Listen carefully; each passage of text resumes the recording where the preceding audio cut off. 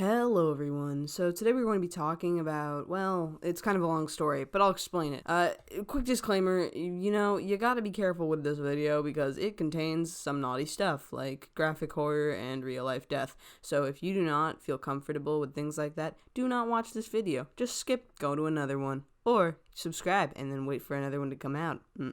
So I am a huge fan of horror and have been ever since I was a child. I remember being on platforms like YouTube as a kid, watching all kinds of horror movies. And when, Netflix came around, horror was a huge, genre for me. I loved it. It was amazing. It was cool. But as a result of me watching so many gory, gritty horror movies, I had become somewhat desensitized towards the concept of gore, and in fact, incredibly bored by it. Gore in horror movies can really only get so good. It's better when they have developed plots, interesting concepts, and work more on thrilling you and making you feel really connected to the characters and being really interesting. And I feel like horror movies these days do not do that. If you focus more on, the plot devices, the elements of a horror movie, I think it actually makes it scarier than if you're just doing like a movie like Saw. To me, Saw is a really boring movie. In a sense, I guess I still like Saw because I've seen all the movies, and honestly, it's not bad or anything. Like, the acting isn't terrible or whatever, but, I don't know, there's something about just all the gore that kind of dries up the concept of there even being a plot. So the reality is, I've changed my threshold on what is and isn't good horror, alright? It's just like, I know what's good and bad now. When I was younger, I could just watch anything and think it was scary. And, I branched off of horror movies into different kinds of horror genres. And I also found different mediums for horror to be a thing, like, books and even creepypastas online, narrations, true crime, storytelling, whatever. You just find all kinds of stuff these days that talks about horror, and it's cool. But again, over time, my standards just got higher and higher for what a good horror concept was, So in my late teens, I had become rather desperate to find a way to satisfy the dark need for creepy and horrific content. And as a result, I started getting into real-life horror and gore concepts. Anyways, true crime and horror novels were a great start for it all, but honestly, it just didn't quite quell what I was looking for. Like, some of them were cool, some of them sucked, but all in all, either way, I still wanted to find something that was amazing, something that was grand. And as I searched for that special something that could satisfy my creepy cravings, I didn't really find it. Honestly, I found something else, and it was more horrifying, but not in the cool kind of way, in the really sad kind of way. So today we're gonna be talking about that, and really, it's not that scary, but it's just disturbing in a sense, and that is documenting reality. Documenting reality is a website that is all about documenting reality. To be specific, it is the documenting of death. You find real dead bodies, you snap a pic, you put it on documenting reality. Now, before I continue, I need to warn you, you should not go onto this website. I don't think it is a good idea. Viewing images of real gore is not really that good for your mental health. Viewing content like this can cause psychological trauma and damage. All content I show in this video is incredibly blurred, censored, and I'm trying my best not to make it so that you guys actually see anything really gory because some of you guys don't want to see that. This video is strictly meant to just showcase this find and explain what it is and if it's good or bad or not. Now back to documenting reality. Yes, when it comes to death, this website has everything from graphic images of people mutilated in the most horrid of ways to other people who, although no longer are alive, simply look like they're asleep.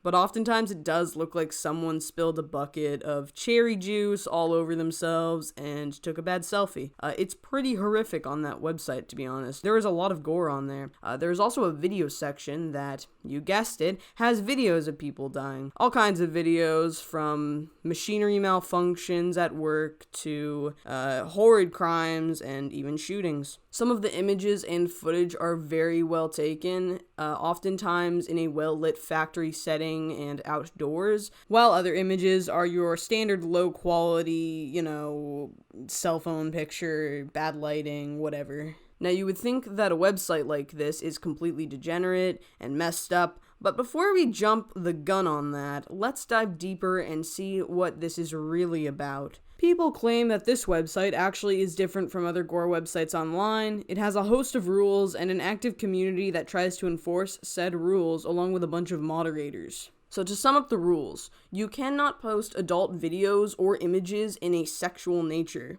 but you can post nudity as long as it pertains to the content of the thread. No posting the N-word. Do not post any personal information about other members. Do not repost any images or videos from other members onto this site or onto any other sites. And no doxing. No violent threats of any kind, no animal cruelty, dead animals, or animal torture, and no linking to this content as well. No bots or programs that rip content from the site. Automated crawlers designed to rank the site in the search engine are allowed. No kids. Nothing to do with kids. No child content is allowed in any way, shape, or form on the site. No inappropriate remarks about children under the age of 18, dead or alive. The site specifically says it does not tolerate any forms of child exploitation. You must be 18 or older to view the website. You cannot have more than one account, and if you do, both accounts are banned. No disrespecting or abusing the moderators of the website, and if you have an issue with a mod, you have to either private message them or the founder. Otherwise, you can't complain about them. If this kind of situation arises, you might be contacted via a private message, and if this happens and you don't answer, you could be banned. No sharing your account, and no giving invites to previously banned users. No trolling, no harassment, no stalking, no starting arguments, and no disrupting discussions. No mass one-starring posts, and no derogatory terms outside of the water cooler. I'll explain that later. Do not include names of victims in any posts that are in the death or medical sections. There's an exception made when it comes to celebrity deaths and famous events. Using initials and locations is fine. A lot of these rules can lead to an instantaneous and permanent ban if broken. If you do not get instantly banned but still break the rules, you will be assessed by the following system. The rules below will be enforced through a 3-strike infraction system. This means that if you accumulate more than 3 points, your account is banned permanently. If you feel that you're banned unfairly, then you can send Chris an email to have your ban reviewed. Chris is the owner of the site, by the way. I didn't know if I mentioned that. The number of infraction points you receive depends on the severity of your infringement. Infringements with 3 infraction points will be an instant ban. Infraction points will be assigned as follows. So these are the things. I'll leave them up if you want to view them, but I'm not going to bother with listing them all off. So, this website, although completely stripped of potential monetization and payment support, actually has stricter rules than Twitter, which I think is really interesting. Speaking of, payments and stuff, this is a privately funded website from what I've perceived. People will donate money to this website, basically, with accounts and whatnot, and they do it through Bitcoin. It's really insane because given that this website doesn't have monetization, it doesn't have ads, it's not supported by PayPal and whatever, it's only supported by Bitcoin, people still pay for it. People will still be getting Bitcoin, pay for the website. Pretty interesting. And it's pretty impressive actually to see how much people have paid. Now, I wanted to explain what the water cooler was, and to do that, I searched the site for it. I assumed it was a chat room or a forum page, but I couldn't even find it to know. So instead of just guessing, I contacted the man behind the site himself, Chris, and I asked him what it was. He replied with a link to the water cooler and explained, it's like a general chat area for people on the site, yet it has become more of a psychological endurance test for those who spend time there. Lol. You would need to spend some time there interacting before you could fully understand what I mean. Lol. I took this to mean that it's a chat area where people are more rough and tumble, than on other areas of the platform, but it probably still follows most of the rules of the platform. I would say it excludes Rule 12, including the trolling, harassment, downstarring, probably, the N-word stuff, whatever, all that crap. I still don't think that section allows for child exploitation, obviously.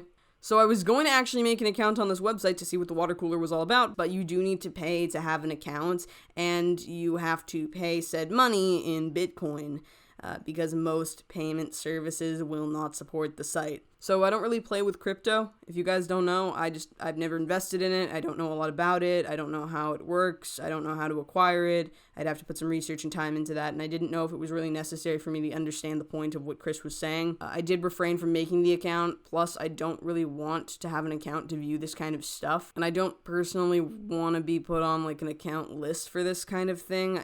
It just makes me a little bit like, paranoid. But to be fair, I still have the money for it. You guys are lovely when it comes to donating to my Patreon, and I always have, that money stored away to use for videos. I haven't used a penny of it. It's still just sitting in the Patreon account. Anyways, Documenting Reality also has a view limit for non-members. After viewing a series of posts, you will be locked out for an amount of time. Now, the reason I am mentioning this is because with this limitation, you do motivate people who want to view more content to make an account. These accounts also have the ability to create posts, and said posts can be monitored and moderated, the same as posts made on any other platforms like YouTube and Twitter. It's a good way to be able to control your, what's being put onto the site, and it's not all willy-nilly, That's why all these terms of service and things like that exist. But, I did find this odd little internet loophole of sorts. I searched for the term documenting reality using my browser's image search. And well, it led to an unlimited amount of images that are all of what you would expect to find on the website itself. I found this quite surprising because I thought that Google would just censor all the dirty, gory images. Now, I came up with this really edgy conspiracy theory about how Google is censoring all gore and inappropriate content in order to prevent our sheep-like little race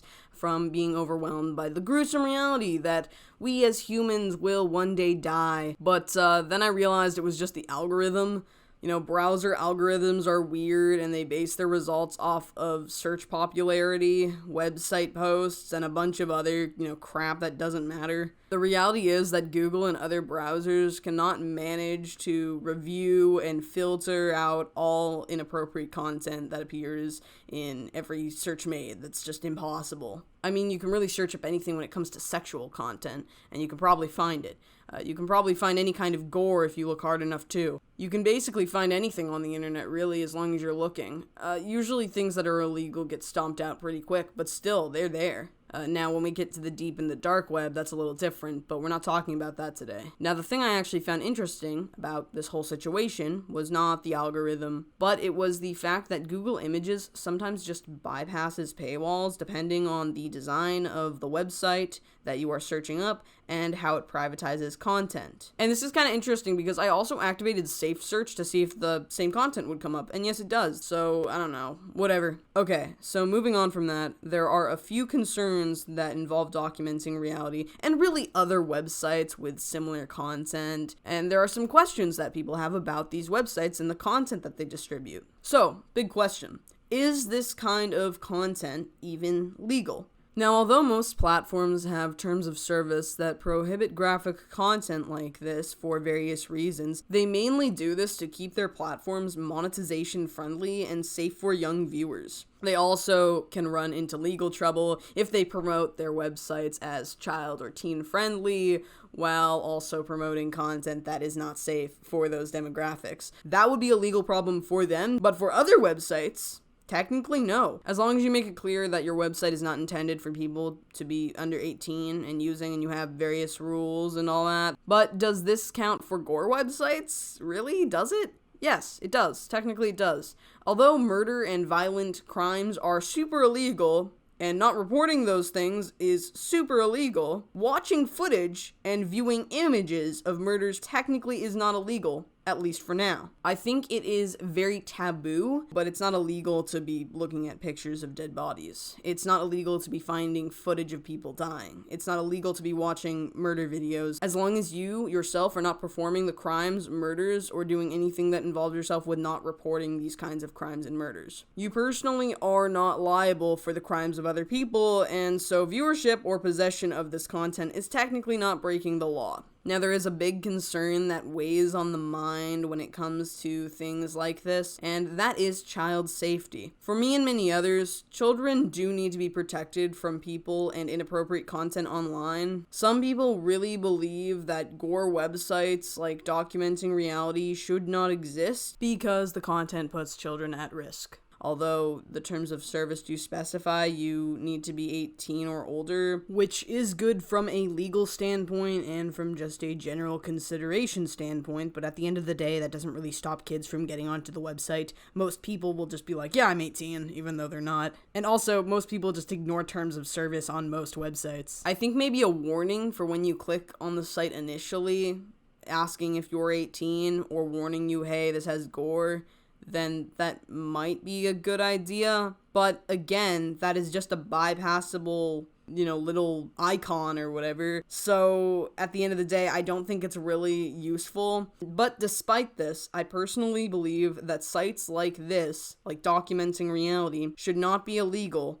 or should not be removed from the internet, despite them showing horrific acts of humanity. Some people believe that sites like Documenting Reality glorify, exploit, and even fetishize murder, as well as expose it to children. And of course, that's not a good thing. But at the same time, just like it says in the name, Documenting Reality is here to document reality. It's here to document the cruel nature of this earth. It's here to tell you the truth about what's really going on in the world without censorship. A lot of platforms don't really do that. So of course it's not going to look pretty.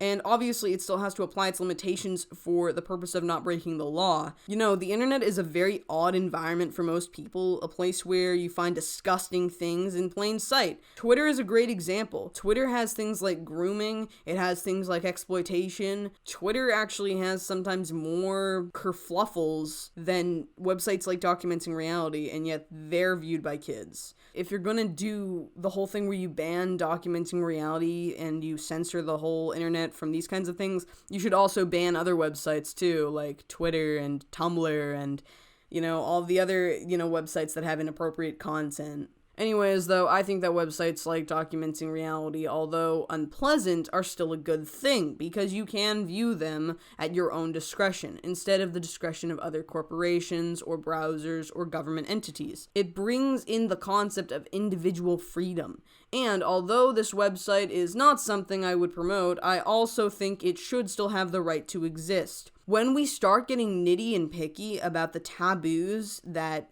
people can't view on the internet, we cut out a huge chunk of content that people view. If you allow one thing to get stripped from the internet, expect more, because people will make double standard claims and then everything will have to be scrubbed. Now, despite this, child safety on platforms really, in general, is a concern. From Tumblr to Documenting Reality to 4chan, whatever. It doesn't matter what the platform is.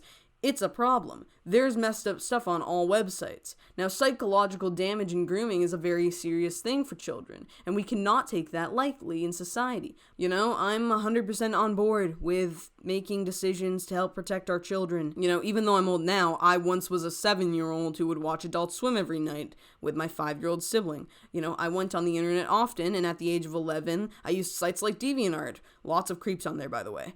Despite this, there is an important thing I need to say. Despite websites having this overwhelming amount of garbage that, kids shouldn't be seeing, it's not up to us to censor the internet and censor all of these websites. It's up to us to help educate and protect our children by being parents. Most kids on this earth, especially those who have constant access to the internet, have parents that aren't telling them or explaining to them how to use the internet safely. They don't inform them of the problems that come with viewing some of these websites. They don't explain psychological damage. They don't explain trauma. And children are not stupid. They are very smart. If your child is stupid to not understand that there are ramifications to viewing certain types of content, they shouldn't be using the internet in general. You do need to understand that if you let your kid use the internet, you have to allow them to know what they're getting into, because there's all kinds of messed up stuff, particularly child grooming.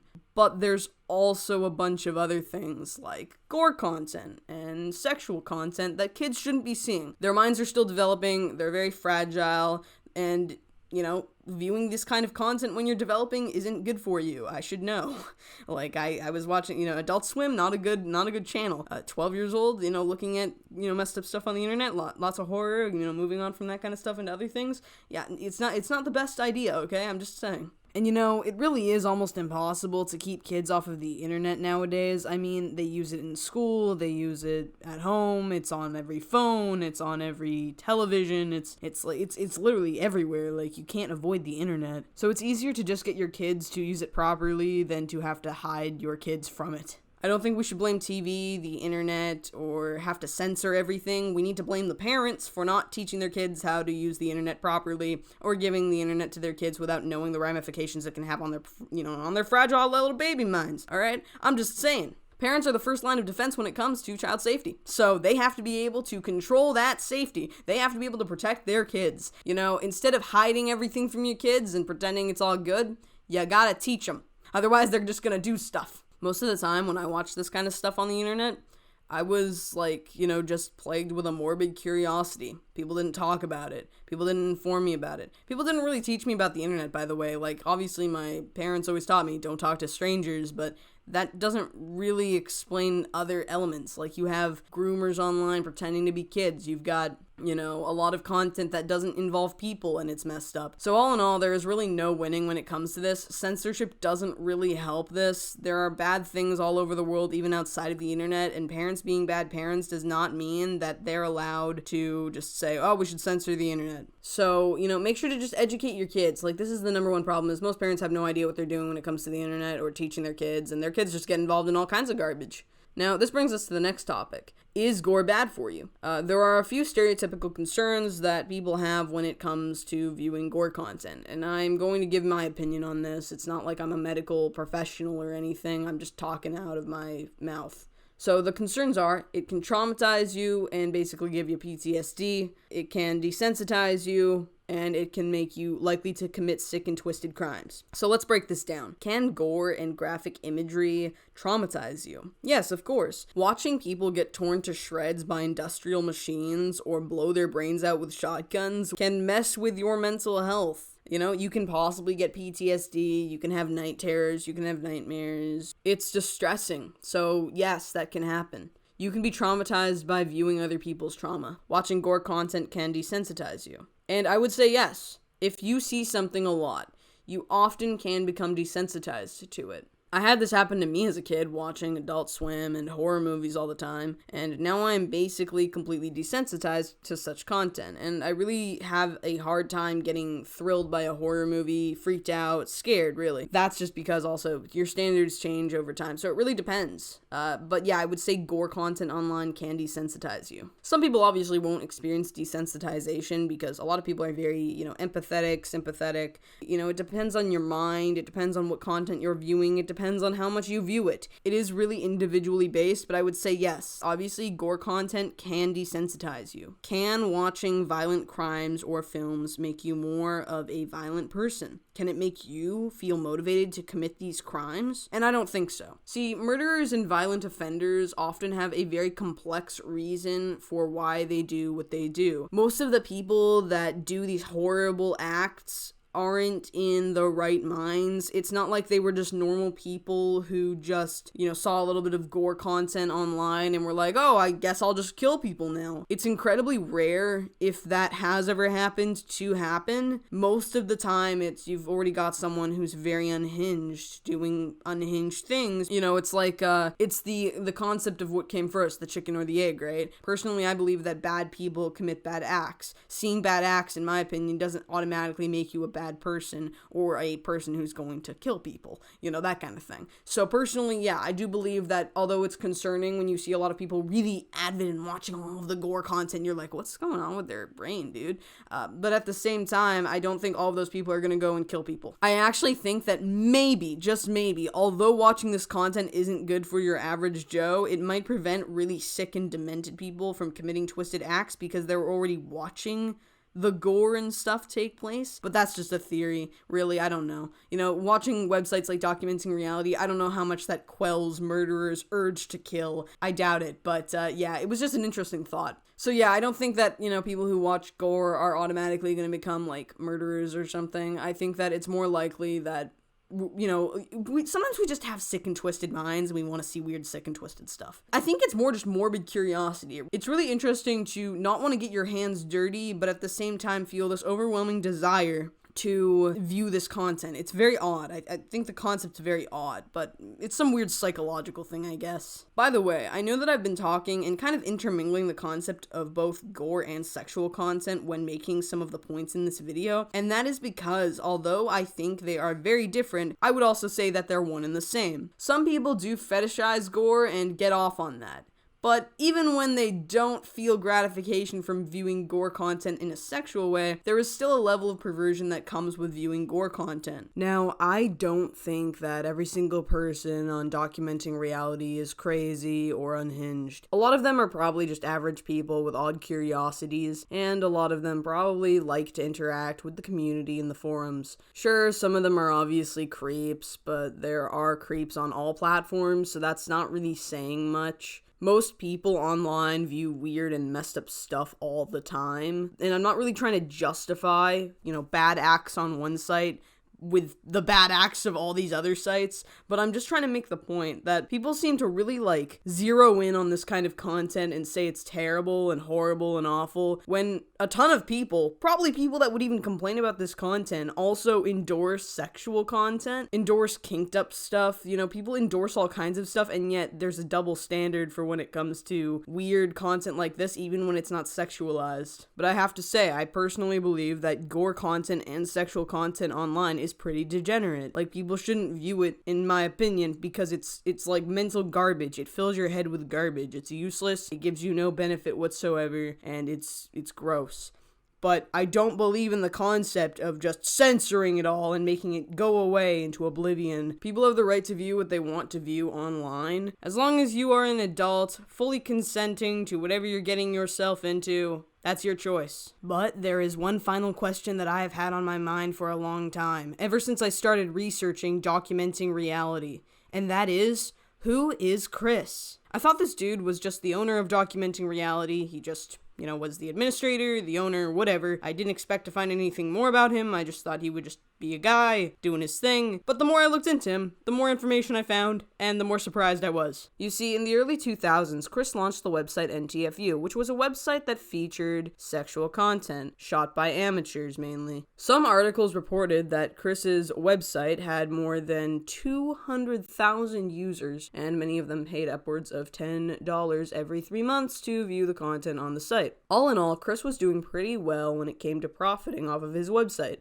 And he probably would have continued with rapid success if he hadn't made a little mistake that led to a big, controversial eruption of big doom on the internet, or the justice system, or blah, blah, blah. Chris adopted a business model where he would provide his website's content for free to U.S. military personnel. Now, this was because they were out of the country, and they couldn't use their credit cards. The credit cards kept getting denied for some reason. I don't know if it was because they were, worried about being tracked, or if it was because they just weren't going through. But either way, the credit cards that the U.S. military were trying to use to access this, naughty, dirty adult site, were, they weren't going through. So Chris was like, all right, you can use the website for free, but you do have to post war photographs, including gruesome ones. Gore photographs. That's what he wanted the U.S. soldiers to, post. So this quickly went viral, and Chris was arrested on 301 charges, 300 misdemeanors and 1 felony. Under Florida obscenity laws, by the way. Chris hired some high-profile First Amendment law firm and also received legal assistance from the American Civil Liberties Union, as well as some others that are not disclosed, and they eventually worked out a plea bargain with prosecutors. Now, interestingly, Chris had his bail revoked and spent some time in jail, not prison, jail, because he, like the savage he was, continued to operate his website when outside of jail. So I guess they just popped him in there so he wouldn't be working on the website. Anyways, Chris pled no contest and was charged with 5 misdemeanor counts of possession of obscene materials and was given 5 years probation. He had to pay investigation costs and also was given a $500 fine.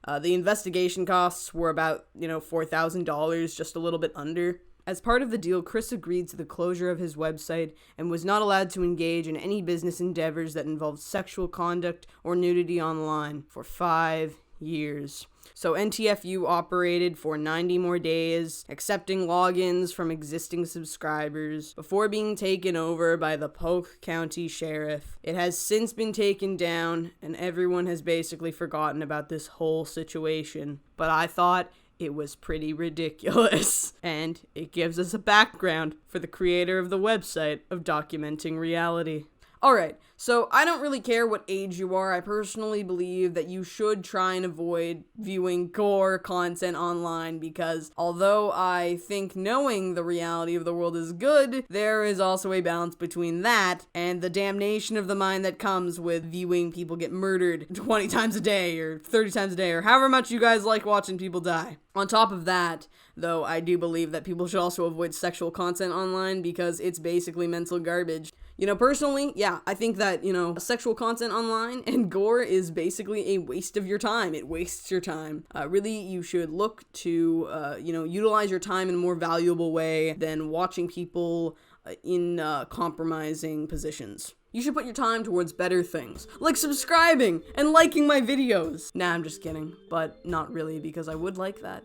Anyways, I just want to see what you guys think in the comments below. What videos do you want to see next? What do you think of internet safety? What do you think of documenting reality? I would love to know. Anyways, that was the video, my friends. Thank you so much for watching. I hope you all enjoyed it, or I hope you all cringed hard.